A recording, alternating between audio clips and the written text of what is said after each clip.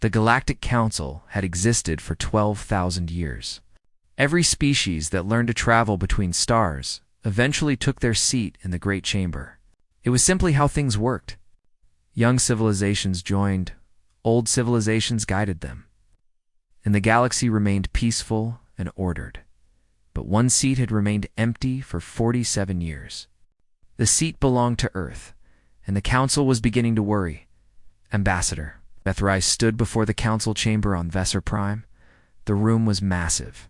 A perfect circle with 847 seats arranged in rising tiers. Each seat held a representative from a different species. Vethri had served as a Corvani diplomat for 300 years. He had seen species rise and fall. He had watched civilizations join the Council with gratitude and relief. Never had he seen anything like the humans. The human question must be addressed, the Elder announced from her central platform. Ambassador Vethrai, you have studied them. Explain their refusal. Vethrai stepped forward. His gray skin caught the light as he gathered his thoughts. Honored Council, I have spent decades trying to understand humanity. They are not hostile toward us. They are not isolationist. They trade with 14 species. They have established 3 colony worlds. They have even developed their own faster-than-light technology. Then why do they refuse membership? A Thesan delegate demanded. Vethrai paused. This was the question that had kept him awake for years. Because they refused to accept any authority above their own. Not ours, not anyone's. The chamber erupted in confused murmurs. The concept was almost impossible for them to understand. Every species in the Council had eagerly accepted membership when offered. The benefits were obvious. Protection from hostile forces. Access to advanced technology. Trade rights across 1,000 worlds. Guidance from civilizations that had existed for millions of years. Why would anyone refuse such gifts? Vethrai remembered the first contact 47 years ago. Corvani scouts had discovered Earth during a difficult time for humanity. A terrible disease had swept across their world. Millions had died. Their civilization was wounded and struggling. The scouts had approached with kindness. They offered help. Medicine, technology, friendship. The humans had been surprised, but welcoming. Initial meetings went well. Both sides learned about each other. The Corvani were impressed by human creativity and determination. Humans were amazed by the vastness of galactic civilization. Then came the formal offer of Council membership. The terms were standard. Humanity would join the Council. They would accept observers to guide their development. They would follow Council decisions on matters affecting multiple species. In exchange, they would receive everything the galaxy had to offer. The human response had shocked everyone. We need to discuss this among ourselves, their leaders had said, then silence. Weeks of silence, months, years. When humans finally responded, their answer was simple. They said, thank you for the offer. They said they valued friendship with other species. They said they would be happy to trade and cooperate, but they would not join. They would not accept Council authority over their choices. They would not allow observers to guide their development. They would remain independent. 47 years had passed since that day. Humanity had grown stronger. They had built ships and colonies. They had made friends and trade partners. But their seat in the Council chamber remained empty. This cannot continue, the Thesan delegate said. Every species joins the Council. It is the natural order of things. Perhaps humanity is unnatural, a Valari representative suggested. Vethri shook his head. No, they are simply different from us in ways we struggle to understand. They have no single leader who could accept membership on their behalf. Their governments change constantly. Their people argue and debate every decision. They have built their entire civilization on the idea that no one should have absolute power over anyone else. Even beneficial power? The Elder asked. Especially beneficial power, Vethrai replied. They have a saying. They say the road to darkness is paved with good intentions. They do not trust anyone who claims to know what is best for them, not even themselves. The chamber fell silent. This was truly strange. The Council had guided countless species toward peace and prosperity. Their wisdom had prevented wars. Their technology had cured diseases. Their protection had saved civilizations from extinction. How could anyone see this as a threat? The elder spoke again. We must resolve this situation. The galaxy watches our empty seat and wonders if membership is truly required. Other species have begun asking questions they'd never asked before. She was right. Vethrai had heard the whispers. Young aliens on distant worlds were learning about humanity. They were reading human history.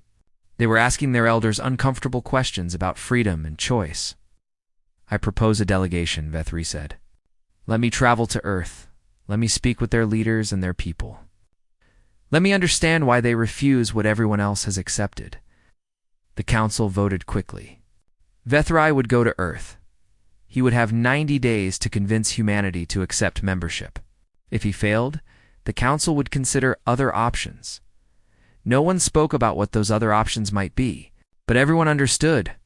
The council had maintained order for 12,000 years. They had ways of dealing with those who disrupted that order. Vethrai prepared for his journey. He studied human history files during the long voyage. What he found disturbed him deeply. Humanity's past was written in blood and fire. They had fought countless wars among themselves. They had built empires and watched them crumble. They had created tyrants and then destroyed them. Revolution after revolution had shaped their civilization. Every generation, it seemed, had risen up against someone who claimed authority over them. Kings had fallen. Dictators had been overthrown.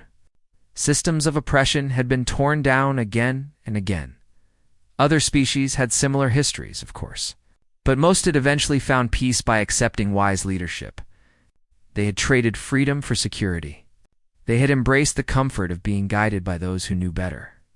Humanity had never made that trade. Every time someone tried to rule them absolutely, humans fought back. Sometimes it took years. Sometimes it took generations. Sometimes millions died in the struggle. But they always fought. Vethrai stared at the historical records. He read about rebels and revolutionaries. He studied freedom fighters and resistance movements. He learned about humans who chose death over submission. A cold feeling grew in his chest. He was beginning to understand something terrible. The council believed they could convince humanity to join. They thought logic and benefits would eventually win. They assumed that every species, deep down, wanted to be guided and protected. But humanity was different. Humanity had spent their entire existence fighting against exactly what the council offered. They did not see membership as a gift. They saw it as a cage. A comfortable cage, perhaps. A beautiful cage with golden bars, but still a cage, and humans, Vethrai realized, would burn any cage that tried to hold them. His ship dropped out of faster-than-light travel. Earth appeared on his view screen, a small blue world orbiting an ordinary yellow star. Home to 8 billion beings who had never learned to kneel, Vethrai whispered to himself in the darkness of his ship, "This mission will not go as the council expects." He did not know how right he was. Earth's seat in the council remained empty because humanity has never known submission. Part 2. Vethrai expected military escorts when his ship entered Earth's orbit. He expected formal protocols and careful security. He expected suspicion and tension. Instead, he received a cheerful message through his communication system. "Oh, welcome to Earth, Ambassador. Please proceed to Geneva Landing Zone. Someone will meet you for coffee." Coffee. Vethrai had read about this human drink. He had not expected it to be part of first contact procedures. His ship landed in a busy spaceport. Humans walked past without staring. They seemed completely unbothered by an alien spacecraft in their midst. A young woman approached with a warm smile and an extended hand. "Ambassador Vethrai. I'm Maya Chen. I'll be your liaison during your visit." "How was your journey?" Vethrai shook her hand carefully.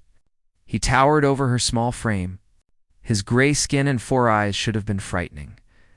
But Maya looked at him like he was an interesting colleague she had been eager to meet. "The journey was acceptable," he said. "I expected more formal reception protocols." Maya laughed. "We're pretty casual here. Come on, I know a great cafe nearby. We can talk there." She led him through the streets of Geneva. Vethrai watched everything with careful attention. He saw humans of every type. Old and young, rich and poor. They argued on street corners. They laughed in parks. They seemed completely uncontrolled. "Where are we going?" he asked. "I should meet with your planetary leaders." "Eventually," Maya said. "But first, I want you to understand us. Not our governments. Us." She took him to a small cafe with outdoor seating.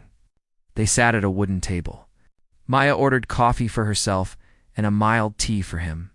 Around them, ordinary humans lived their ordinary lives. "This is not how diplomatic visits usually work," Vethri said. "Maybe that's the problem," Maya replied. "Other species send ambassadors to talk to our politicians. They debate in formal chambers. They discuss treaties and agreements, but they never understand why we keep saying no. Then help me understand." Maya sipped her coffee. She looked out at the busy street. "Do you see that man? The one with the gray beard?" Vethri followed her gaze. An elderly human sat on a bench feeding small birds. "He's a farmer," Maya continued. 20 years ago, our government offered him subsidies. Free money to help him grow food. He refused. Why would anyone refuse free resources? Because accepting them meant accepting government inspectors on his land. It meant following their rules about what to grow and how to grow it. He would rather struggle independently than prosper under someone else's control. She pointed to another human, a young woman in professional clothing, talking intensely into a communication device. Oh, she's a scientist. Last year, she published research that contradicted her own institution's official position. They threatened to fire her. She published anyway. Was the research correct? That's not the point. The point is that she valued truth more than security. She would rather lose everything than stay silent. Vethri began to see a pattern. These are exceptional individuals. Surely most humans prefer safety and comfort. "Ah," Maya smiled sadly. "You would think so. But no. We're all like this, in different ways. We fight about everything. We argue constantly. We make things difficult for ourselves because we refuse to let anyone else make our choices for us." She took him to the United Earth Parliament that afternoon. Vethri expected order and dignity. What he found was chaos. Delegates shouted at each other across the chamber. They interrupted speeches. They walked out in protest and walked back in to argue some more. Votes failed and were proposed again with minor changes. Nothing was decided quickly. "This is madness," Vethri said. "How do you accomplish anything?" Slowly, Maya admitted. Exactly. "But every decision that survives this process has been tested from every angle. No single person or group can force their will on everyone else. That's the point. Council could help you. We have systems that work. We have wisdom accumulated over thousands of years." Maya turned to face him directly. Her eyes were kind but firm. "Ambassador, let me be very clear. We understand what the Council offers. We believe you mean well. Many of your species have wonderful things to share. But accepting Council authority means giving up our right to make our own. Mistakes. Mistakes can destroy civilizations. Yes. And we would rather be destroyed by our own foolishness than saved by someone else's wisdom. Because once we accept that others know better than us, we stop being human. We become something else. Something tame." That evening, Maya took him to meet ordinary humans. Not politicians or leaders. Just people. He met a teenage girl organizing protests against a local policy she considered unjust. Her parents disagreed with her position. Her teachers thought she was wasting her time. She protested anyway.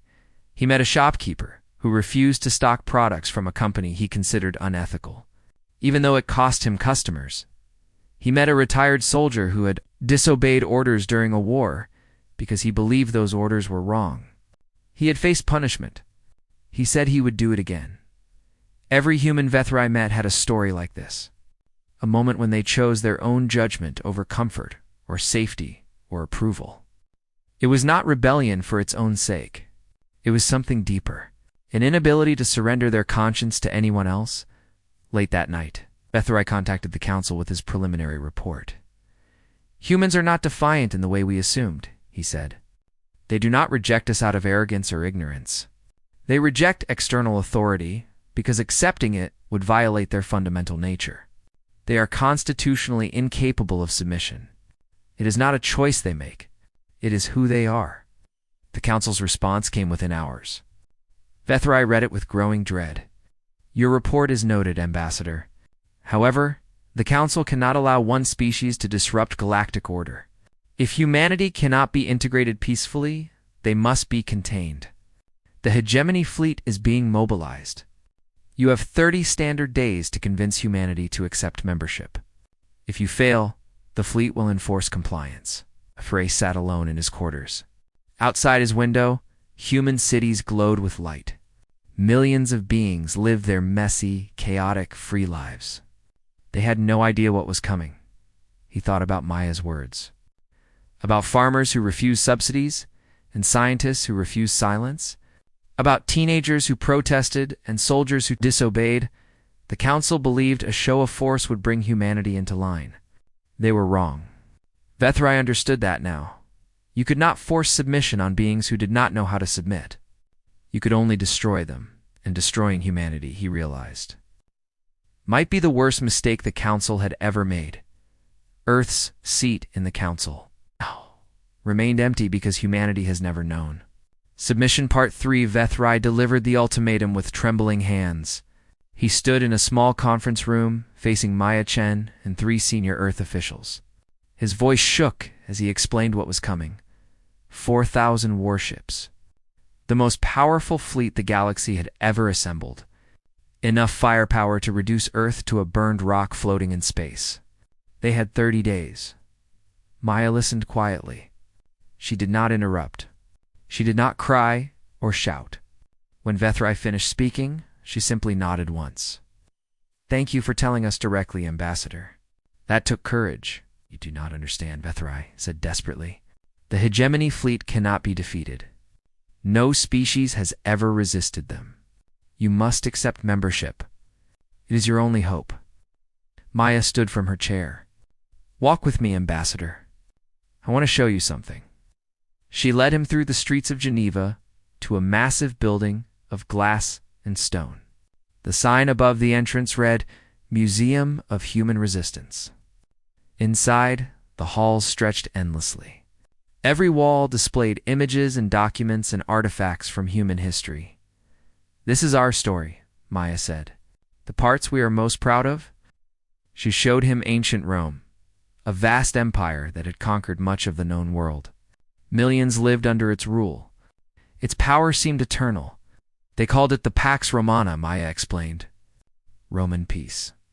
Order maintained by overwhelming force. It lasted centuries. What happened to it? It fell, slowly at first, then all at once. The people it had conquered never truly accepted its authority. They waited. They remembered. And when the empire weakened, they tore it apart.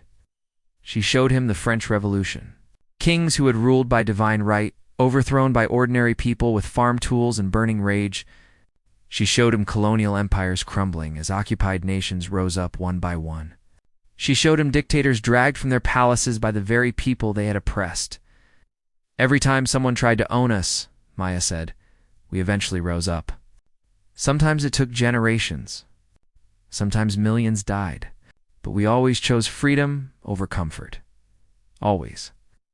Vethrai studied the displays with growing unease. He saw patterns he recognized. The Corvani had similar histories. So did the Thessans and the Velarai. But at some point, each of those species had accepted wise leadership. They had traded their chaos for order. The Council's not tyranny, he argued.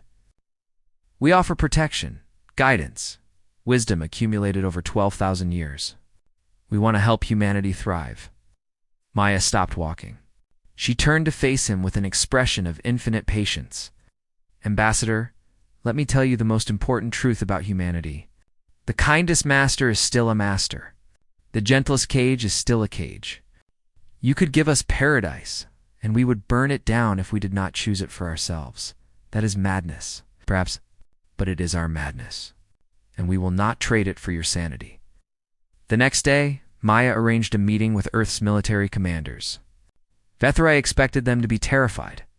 The hegemony fleet was legendary. No force in the galaxy could match it. Instead, he found calm professionals reviewing detailed plans. "We cannot defeat your fleet in direct combat," General Morrison admitted freely. "Our technology is primitive by galactic standards. Our ships are slower and weaker. In a straight fight, we would be destroyed within hours. And you understand the situation. We understand it perfectly." General Morrison pulled up holographic displays. "That is why we have no intention of fighting straight." The plans were extensive. Not for victory. For resistance, guerrilla warfare across 3 star systems. Hidden bases on moons and asteroids. Civilian populations trained in sabotage and insurgency. Ships designed not for battle but for harassment. Communication networks that could survive planetary bombardment. "If you occupy our worlds, we will make them ungovernable," Morrison explained. "If you destroy our fleets, we will build more in secret. If you kill our leaders, 10 more will rise to replace each one." Vethri felt cold. "You are describing a war that could last centuries.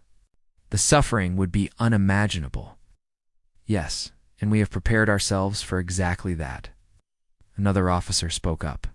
"Ambassador, you need to understand something fundamental. We do not fear destruction. Every generation of humans has faced enemies who could destroy us. We are still here. Not because we always won, but because we never stopped fighting." Maya took Vethri aside later that evening. They walked through a quiet park as the sun set over the mountains. 47 years ago, when the council first offered membership, our people voted on whether to accept, she said. It was not a close vote. 94% of hum. We did not know about the fleet back then, but it would not have changed the outcome. We have a saying, Ambassador. Give me liberty or give me death. It is not just words. It is who we are. Vethray stopped walking. He looked up at the darkening sky. Somewhere out there, 4,000 warships were preparing to descend on this small world. "I will contact the council again," he said. "I will tell them what I have learned. Perhaps they can be convinced to withdraw." Maya smiled sadly. "You are a good being, Vethri. But your council has spent 12,000 years teaching the galaxy that resistance is futile. They cannot back down now without admitting their entire system is built on a lie." She was right. He knew she was right. The council could not tolerate defiance. If humanity refused to submit, it would be made an example. But as Vethrai composed his desperate message that night, he included a warning. "Cancel the fleet. You do not understand what you are about to awaken. Humanity does not fear death. They fear submission. And a species that fears nothing you can threaten is a species you cannot defeat. You can destroy them, but you cannot break them. And in trying, you may break everything we have built instead." He sent the message into the void. He did not expect a reply. Outside his window, human children played in the street below. They laughed and argued and made up games with complicated rules.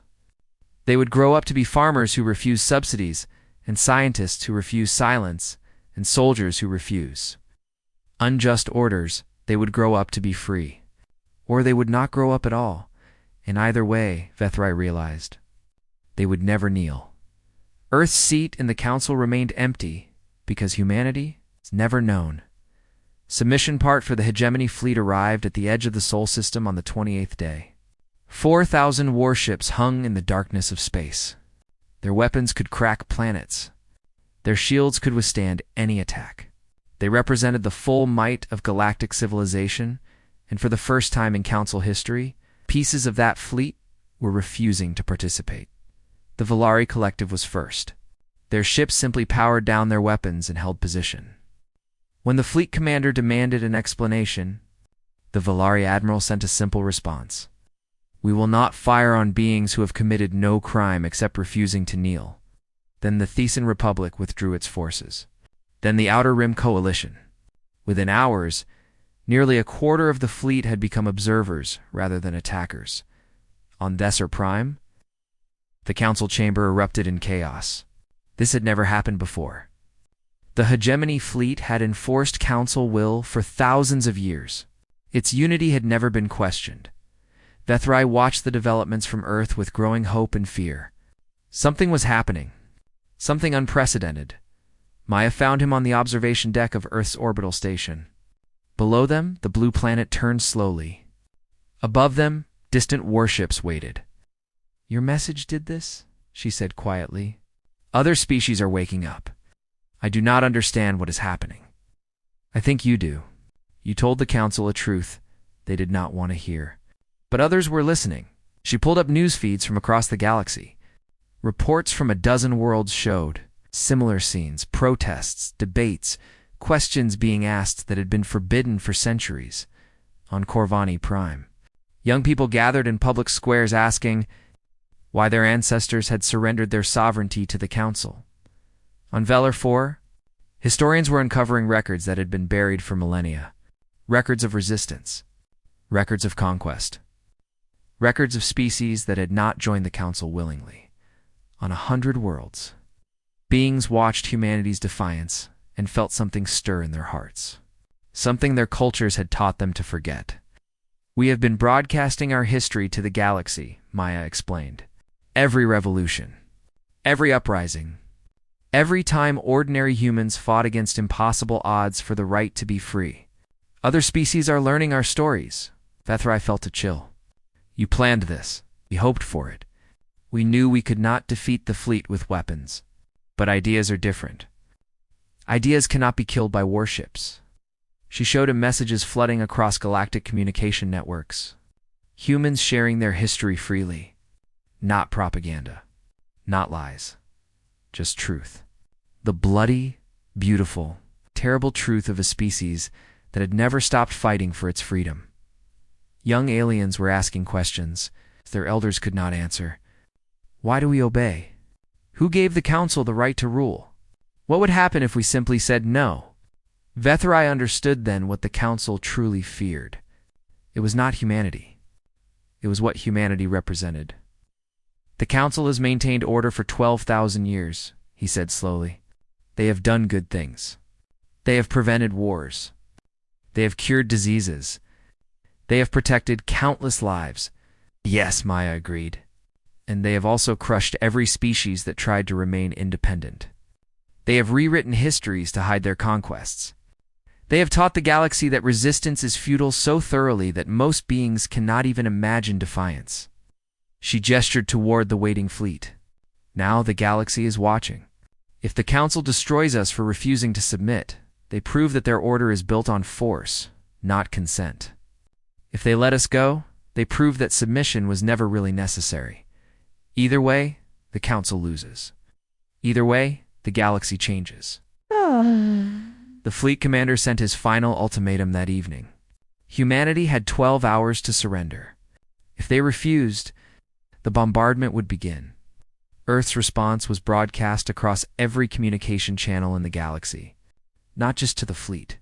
To every world, every species, every being who had ever wondered what freedom tasted like, the message was simple. We will not fire the first shot. We will not surrender. We will not submit. We have done nothing wrong, except refuse to kneel before those who claim to know what is best for us.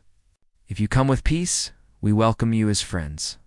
If you come with weapons, we will resist with everything we have. Not because we believe we will win, but because we believe some things are worth fighting for, even when victory is impossible." The message continued. "To the other species of the galaxy, we say this. Look at what is happening. Look at the might being assembled to destroy us. Ask yourself why. We have not attacked anyone. We have not threatened anyone.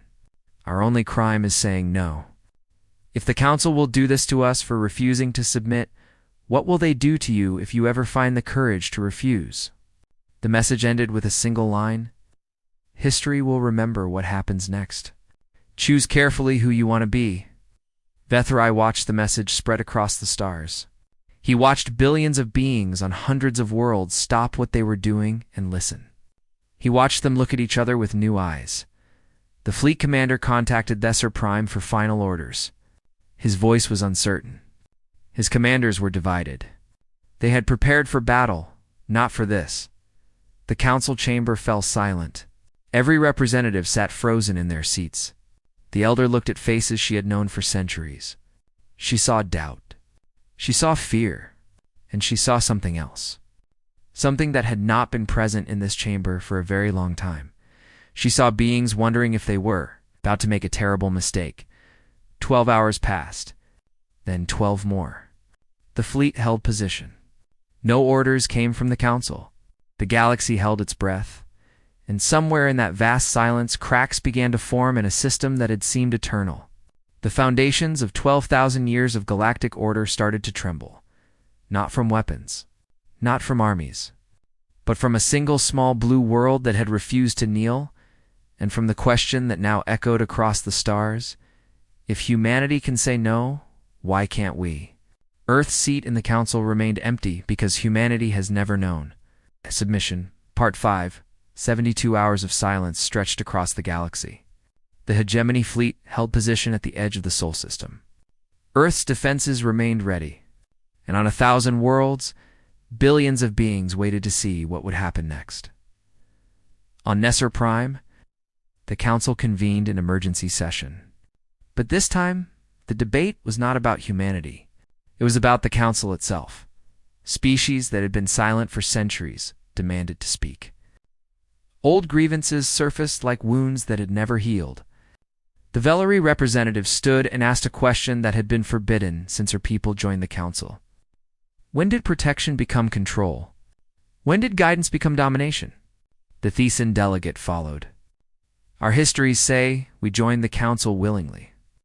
But our oldest records tell a different story. A story of conquest dressed up as salvation. More voices joined. The Outer Rim Coalition. The Deep Core Federation. Species from every corner of the galaxy who had accepted council authority for so long that they had forgotten there was any other choice. Humanity has reminded us of something we buried, one delegate said. We buried our pride. We buried our independence. We buried our ancestors who died fighting for freedom. We told ourselves it was necessary. But now we see a species that refused to bury anything. And we must ask ourselves, were we wise or were we simply afraid? The elder sat in her central position and watched her order crumble. She had served the council for 2,000 years. She had believed in its mission with her entire being. Now she wondered if that belief had blinded her to terrible truths. Vethrai was called to address the assembly. He stood before the 847 occupied seats and the one that remained empty. I went to Earth to convince humanity to submit, he began. I failed. But in failing, I learned something more valuable than success could ever teach. He looked around the chamber. He saw faces filled with uncertainty and fear and hope. We told ourselves we were shepherds guiding lost flocks to safety. We believed our wisdom was so great that others had no right to refuse it. We thought submission was a gift we gave to younger species. His voice grew stronger. But shepherds eventually slaughter their flocks. Is that what we have become? Is that what we want to be? The chamber remained silent. Humanity showed me what we have forgotten. Freedom is not efficient. It is messy and chaotic and dangerous. But it is also beautiful. It is the only thing worth having that cannot be given by another. It must be claimed. It must be held. It must be defended. He turned to face the elder directly. We offered humanity a seat because we believed membership was a gift. They showed us it was a chain we had forgotten we wore. Perhaps it is time we remembered what freedom meant. The vote that followed was unlike any in council history. There was no clear majority. Factions formed and dissolved within minutes. Proposals were made and rejected and revised. The orderly processes that had governed galactic civilization for millennia broke down completely. Finally, the elder rose. The chamber fell silent. She had authority that no other living being possessed. Her words could reshape the galaxy. I have served this council since before most of your species achieved spaceflight, she said. I have believed in our mission with everything I am. I have told myself that the order we maintained was worth any price. She paused. Her ancient eyes swept across the assembly. I was wrong. Gasps echoed through the chamber. The elder had never admitted error. Not once in 2,000 years. It's not wrong about everything. We have done good. We have prevented suffering. We have built something remarkable. But we built it on a foundation of force that we dressed up as consent. We buried the histories of species that resisted. We taught the galaxy that submission was the only path because we were afraid of what would happen if anyone discovered it was not. She turned toward the empty seat, Earth's seat, the seat that had mocked them for 47 years. Humanity has discovered our secret. They have shouted it to the stars. And now we face a choice. We can destroy them and prove that our order was always built on violence. Or we can let them go and admit that everything we demanded was never truly necessary. She straightened to her full height. I choose to let them go. I choose to admit that I was wrong. And I choose to begin the long work of building something new. Something better. Something that does not require submission. The fleet was recalled, not in defeat. In recognition, the council began to transform. It was slow and difficult and painful. Species that had been silent for millennia demanded renegotiation of their membership terms. The Valari requested autonomy over their internal affairs. The Thissans began teaching their true history in schools. Across the galaxy, beings started asking questions and demanding answers. Earth's seat in the council remained empty. But now it meant something different. It was no longer an insult or a challenge. It was a monument. A reminder that submission was always a choice, and choices could be unmade. Maya Chen met with Vethrai one final time. They walked through the same park in Geneva, where they had talked so many times before. Will humanity ever join the council? He asked. Maya smiled. Perhaps someday we will build something together. Not a council where some rule and others obey. A partnership of equals. A gathering where every voice matters and no one submits to anyone. That sounds inefficient. It sounds human, Vethrai laughed. It was a strange sound, but a good one. I think I understand now. Once spent my whole life believing order was the highest good. Humanity taught me that freedom is higher. Freedom and responsibility, Maya corrected. We do not believe in chaos. We believe that beings who choose their own path will find better destinations than beings who are led, even if the journey is harder. They stood in silence for a moment. Above them, ships from a dozen species orbited peacefully. Trade continued. Friendships grew. The galaxy was changing, slowly but surely. What will you do now? Maya asked. Return to my people. Tell them what I learned here. Try to help them remember what they forgot long ago. He paused. It will not be easy. Many will resist. Many will prefer the comfort of being told what to do. That is their choice to make, just as it was ours. Years passed, then decades. The galaxy continued to evolve. The old council transformed into something new. Not perfect. Not efficient, but free. On a distant Corvani world, in a classroom filled with curious children, a young teacher stood before her students. One small child raised their hand. Teacher, why did the humans never join the council? The old council, I mean? The teacher smiled. She had been waiting for this question. Let me tell you about a species that taught the galaxy what courage looks like. They were small and young and alone against the most powerful force in existence. Everyone told them to surrender. Everyone said resistance was hopeless. But they refused to kneel. Not because they were foolish, not because they were brave, but because they had never learned how to submit. The children leaned forward, captivated. They showed us that freedom is not something you are given. It is something you claim, something you hold, something you share with others who are ready to claim it for themselves. Far across the galaxy, in the great chamber where the council had once ruled, 847 seats held representatives from species who had chosen to be free, and one seat remained empty, not because humanity refused to join, but because some symbols are more powerful than any membership could ever be. The empty seat reminded everyone who saw it that submission was always a choice, and that sometimes the most powerful thing in the universe is simply saying no.